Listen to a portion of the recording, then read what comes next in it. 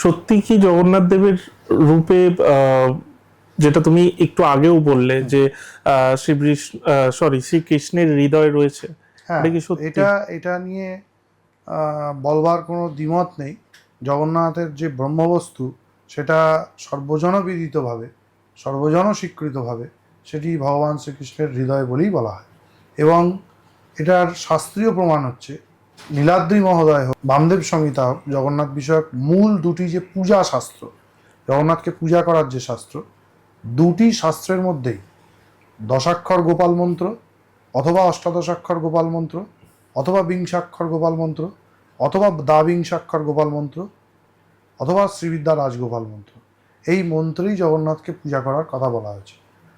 নীলাদ্রি মহোদয় একটা অদ্ভুত জিনিস আছে, সেটা হচ্ছে বলছে জগন্নাথের তনুর মধ্যে নৃসিংহ অথবা রাম বামন কৃষ্ণস্তথা, নৃসিংহ রাম বামন কৃষ্ণ যে রূপেরই পূজা হোক, এতদ আবরণোপেতা দারুব্রহ্ম শরীরিণী, এই আবরণই দারুব্রহ্মের শরীরে পূজা করতে হবে।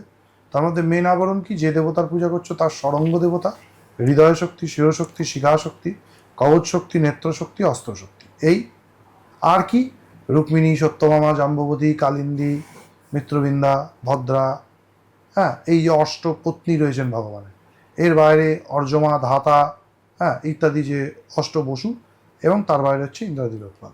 তাহলে বোঝা যাচ্ছে যে শ্রীকৃষ্ণের হৃদয় জুড়ে তার প্রেয়সীরা থাকেন, এবং তার হৃদয় যে বিগ্রহের ভেতরে, শরীরের ভেতরে দারুব্রহ্ম শরীরিণী অবস্থান করছে, সেখানে কারোর পুজো হোক না হোক, তার অঙ্গ মানে যে বাহ্য শরীরটার মধ্যে তার পূজা করা হচ্ছে ষড়ঙ্গ, এবং তার বাইরে তার সেই যে প্রেয়সী যারা তার সমগ্র হৃদয় জুড়ে বসেছিল, তাদেরকে অবশ্যই পূজা করতে বলছে। বলছে আর কারোর পূজা তুমি যদি নাও করো আবরণে, আর যে রূপেই করো, দেখো নৃসিংহ মন্ত্রে পূজা করলেও এই 8 জনের পূজা করবে, বামন মন্ত্রে পূজা করলেও 8 জনের পূজা করবে, রাম মন্ত্রে পূজা করলেও এই 8 জনের পূজা করবে, কৃষ্ণ মন্ত্রে পূজা করলে তো করবেই। তাহলে হঠাৎ করে কৃষ্ণের 8 জন বউকে পুজো করতে কেন বলছে?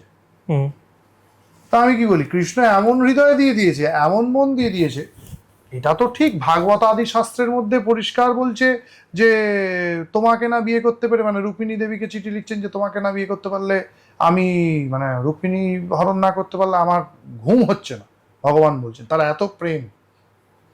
নারদ পঞ্চরাত্রের মধ্যে বলছে প্রিয়তমাং, অর্থাৎ রুক্মিণী দেবী হচ্ছেন তার প্রিয়তমা। তমা শব্দটা খেয়াল করতে হবে, প্রিয়া নয়, প্রিয়তরা নয়, প্রিয়তমা। নারদ পঞ্চরাত্র একেবারেই একটা রাধাকৃষ্ণ উপাসনা বিষয়ক শাস্ত্র, সেখানে রাধাকে প্রিয়তমা বলা উচিত, তার জায়গায় রুক্মিণী দেবীকে প্রিয়তমা বলা হচ্ছে। তাহলে স্বকীয়া পরকীয়া ভগবান শ্রীকৃষ্ণের যত শক্তিই থাকুক, সবার মধ্যে প্রিয়তমা কিন্তু লক্ষ্মী। সেই লক্ষ্মী অষ্টলক্ষ্মী রূপে জগন্নাথের দারুব্রহ্ম শরীরিণী অবস্থান করে, দারুব্রহ্মের শরীরের মধ্যে অবস্থান করে। একটা বিষয় বলি, সেটা হচ্ছে সপ্তাবরণ, তাই তো? এই বিষয়টা কি? সপ্তাবরণ কথাটা দুভাবে ব্যবহার করা হয়। এক হচ্ছে জগন্নাথের যে মূর্তি আমরা দেখি, এই মূর্তিটা কিন্তু ডাইরেক্ট কাঠের ওপর রং করা নয়। আচ্ছা, তাহলে? ঠিক আছে, অনেকে এটা জানে না। এই মূর্তিটা হচ্ছে আমরা যেরকম আমাদের শরীরের ভাগ আছে না, একদম সূক্ষ্ম ভাগে বীর্য, তার উপরে হচ্ছে আমার মজ্জা, অস্থি, তার উপরে মাংস, মেদ, রক্ত, লসিকা, চামড়া, এই যে 8টা ভাগ আছে আমাদের শরীরে, অষ্টধাতু। অষ্টধাতু মানে 8টা মেটাল নয়, আমাদের শরীরের যে 8টা পোর্শন আছে একদম ভেতর থেকে বাইরে অবধি বা বাইরে থেকে ভেতর অবধি, এই দারু ব্রহ্ম, দারুটাই হচ্ছে ব্রহ্ম, কাঠটা যেটা নিম কাঠ, যেটা তার বাইরে থেকে মানুষের শরীর যেমন হয়, এরকম বীর্যের উপাদান হচ্ছে অন্ন, অর্থাৎ ভাতের ফ্যান বা চাল গুঁড়ো বাটা, তারপরে অস্থির ইয়েতে হচ্ছে চুন, তার উপরে হচ্ছে রক্তের অনুকল্প হচ্ছে ধুনোর আঠা, লসিকার ইয়ে হচ্ছে রক্তচন্দন, বোঝা গেল? অস্থির অনুকল্প হচ্ছে শুক্লপট্ট বস্ত্র। এরকম করে জগন্নাথের পুরো দেহটাকে দারুব্রহ্মের ওপরে এই এক একটা উপাদানেতে প্রলেপ দেওয়া হয় বা আবরণ চাপা দেওয়া হয়। চাপা দিয়ে দিয়ে আমরা এই বাইরের শরীরটা দেখতে পাই। এইটাকে সপ্তাহভরণ বলে।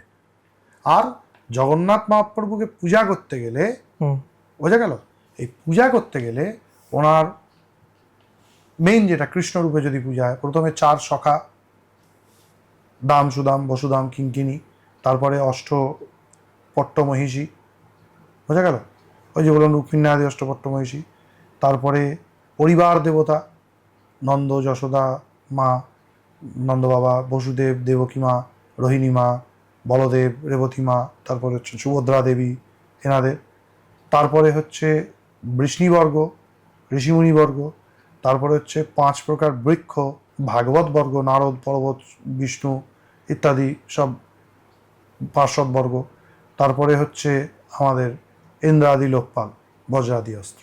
এই সপ্তাবরণের পূজা করা হয়, সপ্ত আবরণ দেবতার পূজা করা হয়। তাহলে ওনার শরীরের 7টা স্তর, দারুব্রহ্ম সমেত 8, একে বলা হয় সপ্তাবরণ, সপ্তাভরণ। আর ওনার যে পূজার 8 প্রকার, এই 7 প্রকার যে কি বলবো ক্রম, বা ওনার পার্শ্বদ বা পরিবার পূজার যে ক্রম, তাকেও বলা হয় সপ্তাবরণ। আচ্ছা। এরকমই বিভিন্ন আরও ক্লিপস পাওয়ার জন্য, আরও বিষয়ে জানার জন্য আমাদের এই চ্যানেল ইউটিএস ক্লিপসকে অবশ্যই সাবস্ক্রাইব করুন।